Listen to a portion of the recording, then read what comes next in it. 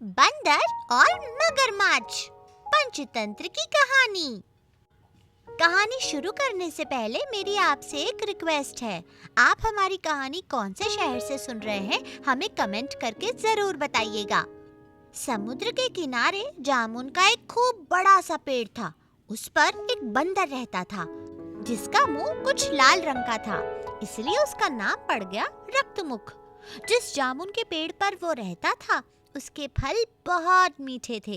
बंदर उन्हें मजे से खाता और वहीं उसने डेरा जमा लिया था।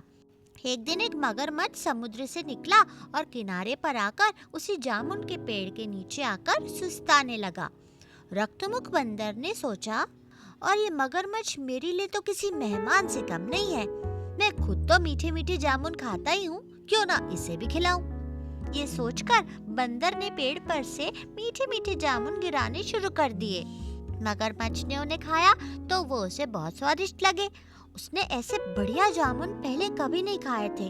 उसने खूब जामुन खाए और कुछ अपनी पत्नी को खिलाने के लिए अपने साथ ले गया। अब तो मगरमच्छ वहाँ रोज आता, खुद भी मीठे मीठे जामुन खाता और साथ ही अपनी पत्नी के लिए भी ले जाता। होते होते बंदर और मगरमच्छ में खूब पक्की दोस्ती हो गई और दोनों एक दूसरे से खूब बातें करते। इससे बंदर का अकेलापन और उदासी दूर हो गई।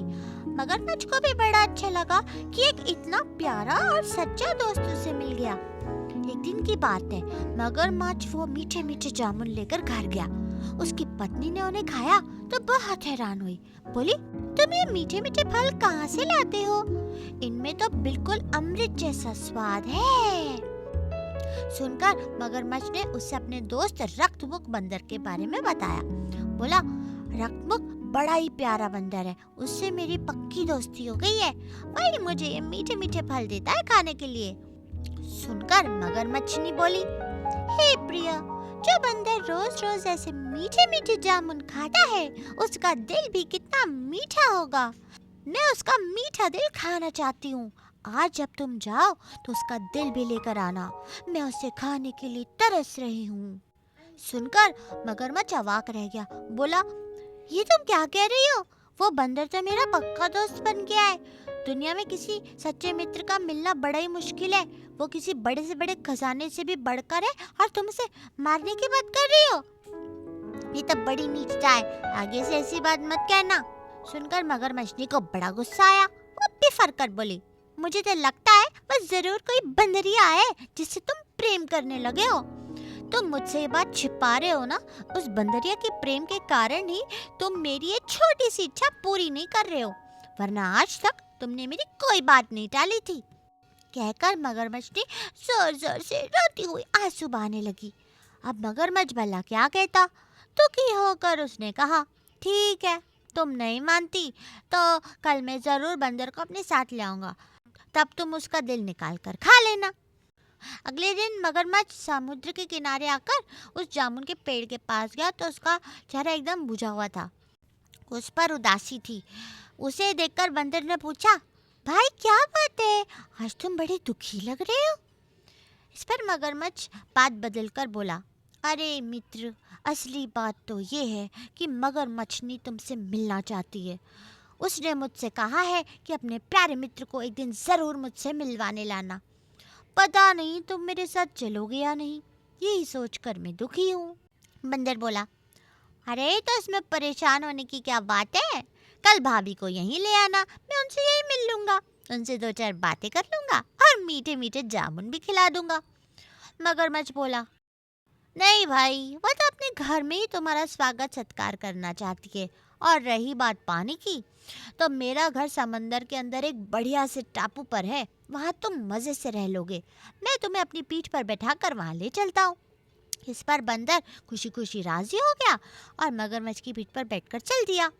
लेकिन समंदर में काफी दूर जाने के बाद भी टापू नहीं दिखाई दिया। तो बंदर ने पूछा, अरे मित्र, वो टापू कहाँ है जिस पर तुम्हारा घर है? अभी तक तो दिखाई नहीं दिया। मगरमच्छ ने सोचा, अब तो ये बंदर पानी के अंदर है और पूरी तरह से फंस गया है, कहीं भाग तो पाएगा नहीं।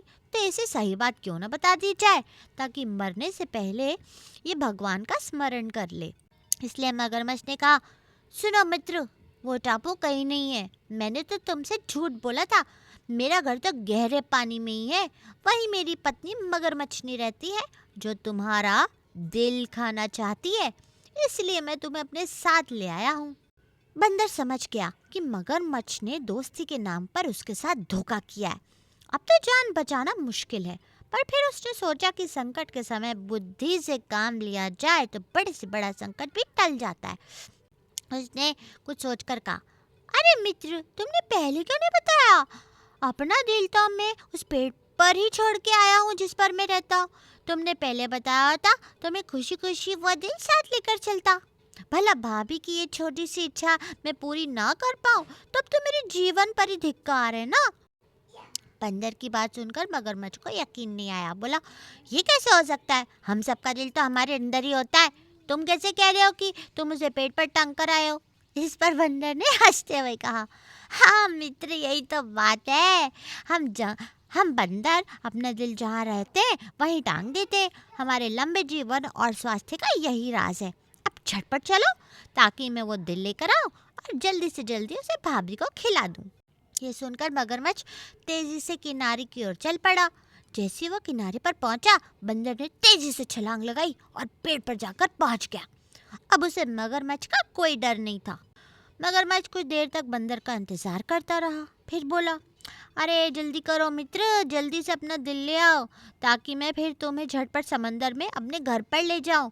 मगरमच्छ ने बेचारी भूखी होगी, उसने तो अनशन कर रखा है, जब तक मैं बंदर का दिल नहीं खाऊंगी मैं कुछ और खाऊंगी नहीं। सुनकर बंदर ने मगरमच्छ को फटकारते हुए कहा, मैंने तो तुम्हें अपना मित्र समझा था, पर तुम मित्रता के नाम पर कलंक हो, जो अपनी पत्नी की इच्छा पूरी करने के लिए मुझे मार डालना चाहते हो। तुमने मेरी दोस्ती के साथ छल किया है।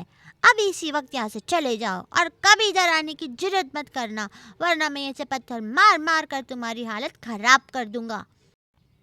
सुनकर मगरमच्छ ने पैंतरा बदला, बोला, अरे मित्र, मैं तो मजाक कर रहा था, तुम इसका बुरा मान गए। असल में दिलविल खाने की कुछ बात नहीं है, बस मगरमच्छी तुमसे मिलना चाहती है। जल्दी से मेरी पीठ पर बैठ जाओ ताकि मैं तुम्हें ले जा सकूं। इस पर बंदर और गुस्सा होकर बोला, अरे धोखेबाज, अब तो कुछ भी मत कह। मुझे तेरी बातों पर यकीन नहीं आएगा। मैं समझ गया हूँ कि तू नीच है और मित्रता के लायक नहीं है, इसलिए झटपट यहाँ से दफा हो जा। मैं तेरी शक्ल भी नहीं देखना चाहता। मगरमच्छ सिर झुकाए वहाँ से चला गया, फिर वहाँ कभी लौट कर नहीं आया। बंदर मन ही मन अपने भाग्य को सराहता हुआ ये जरूर कहता था, अगर मैंने भीषण विपत्ति के समय बुद्धि से काम न लिया होता तो आज शायद मैं जीवित ना होता।